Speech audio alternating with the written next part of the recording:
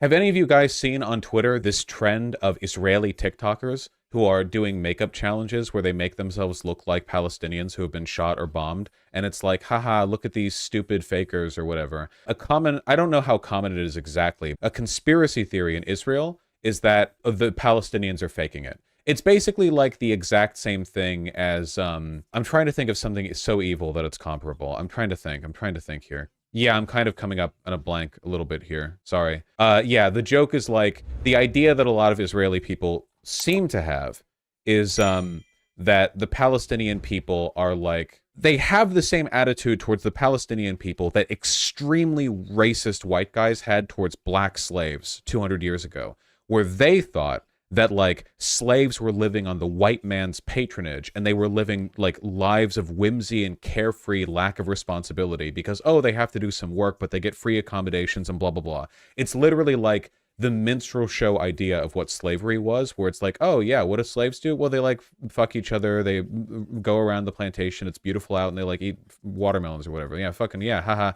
That it's literally that attitude towards the Palestinians, where it's like the Palestinians get everything from us. We give them their food, we give them their water, we give them their power, and they just sit there in the Gaza Strip and fire rockets at us. And now they're pretending that we're killing their civilians, when in reality the IDF is engaging in incredibly targeted airstrikes against Hamas bases. I'm not even going to show the fucking TikToks. I have it here. It's literally like Israeli women, and they're painting themselves up like there's been a bomb that's gone off in front of them, and they're doing like over exaggerated crying motions where they're pretending to be effectively like Sandy Hook. It's like, that's it. It's like the Sandy Hook people. Yeah, yeah, yeah. Imagine if like there was a group of women who really liked Alex Jones, and they were like, hey, Sandy Hook kid challenge, and they take their kid and they're like, here, we're gonna make you look like one of those crisis actors. And they like make it so they have a fake bullet hole in their head with like red makeup or something, and the kid like pantomimes like being dead or something. That's what is happening. And anyway, the reason I'm saying all of this is because this isn't just some errant offhand like cracknut Israeli conspiracy theory. This conspiracy theory was posted by the @Israel Twitter account. They've since deleted it, but that doesn't undo it. Fake news alert. The devil works hard, but Gaza's film industry works harder. Meet Saleh, terrorism supporter, singer, and actor. You may have seen Saleh a lot recently because he has miraculously been everywhere. Where have you seen this rhetoric before? Here's a video of Saleh celebrating Hamas rocket launches at Israel. I'm not even going over this. Here's another video of this star on his deathbed a couple days later after an alleged airstrike. Notice anything strange about the machines behind him? Most of the machines are disconnected, and the ones which are have fake stats. So that's the @Israel Twitter account. And that is just Sandy Hook rhetoric. Literally. It's like, here's my evidence that there are crisis actors. I saw a video of this dad whose kid was killed at Sandy Hook. But look, 2 years later at this other thing, here's a guy who looks kind of the same. Those two photos weren't even the same person? No. No, they weren't. But like, yeah, obviously.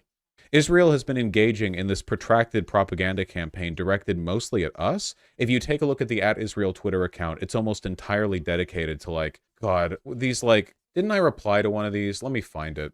It's just incomprehensibly evil. Oh yeah, here we go. This one's an immediate banger, okay? From the @Israel Twitter account, they who must be named, Hamas equals ISIS.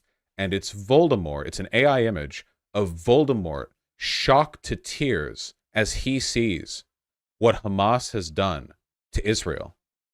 That's the level we're on at the moment.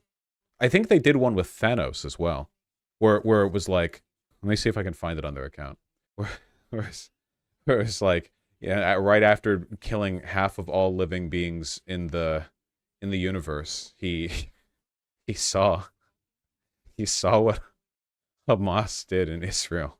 I can't find it. Fuck. Whatever. Voldemort would be 100% pro-IDF here. Yeah, of course, obviously. Though J.K. Rowling is like a massive Zionist because she's generally evil. So, like, obviously, yeah, that tracks. The ISIS leaders view Hamas as an inevitable enemy. Yeah, no, Hamas is not. The only okay, like, all of the propaganda shit that they're posting, all the, like, the lines, the shit they're going for, all the rhetoric that they're employing are meant for Americans. People pointed this out, you know? Like, the Israel account posted this as well. Some of you have a short memory, we don't. 07-10-2023, which In America, this is July 10th, 2023, not October 7th, 2023, which is weird because if you take a look at all the shit they've been posting, of which there's plenty of corpses, so I can't just scroll through it, unfortunately. Well, fortunately, it's miserable. Like, the clear effort here is to try, like, desperately try to keep Americans believing that it's anti-Semitic to criticize Israel. And the reason they're doing that is because they're aware of the fact that the only reason Israel can get away with this is because the Western governments back them.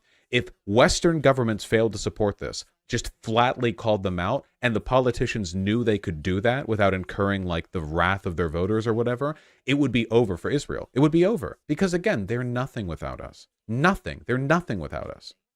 We could do anything at all to stop them. We have all the power in this situation. We're the United States of America.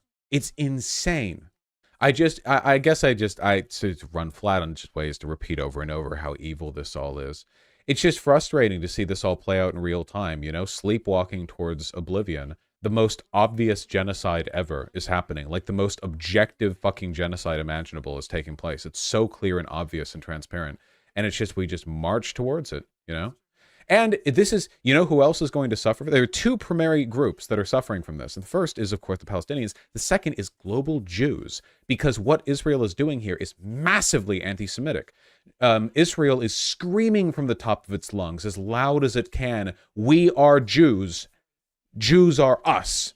Everything we do is what Jews do. Criticizing us is criticizing Jews." And a consequence of that, and Israel being massively fucking evil, is a huge backlash against Jewish groups across the world. Already hate crimes have risen. People have doubted this. Why would you? Obviously hate crimes have risen against Jewish people. Israel is doing monstrous shit and screaming from the top of their lungs, "Hey, by the way, we, the representative of all Jews in the world, are the ones responsible for this." Jews are going to suffer massively from this, globally. It's going to be really, really, really, really bad. And Jews already suffer from hate crimes enough. They don't need the help. It's miserable. This is why it's especially important for us Jews to speak out against this. Yes, I fully agree. And to the credit of the American Jewish community, they have. Protests from American Jews against what has been going on in Gaza have been, well, certainly louder than they were in previous years. There's also not enough Jews calling out Israel, though. It's not the responsibility of Jews to call out Israel. It's everyone's responsibility. Don't put that burden on them. That's the problem. The protests against what Israel is doing have been quite a bit larger this time than they were in previous years. It's still not, like, enough, not even close. But I think that Israel is going to lose the propaganda war here. I don't think they're going to be able to.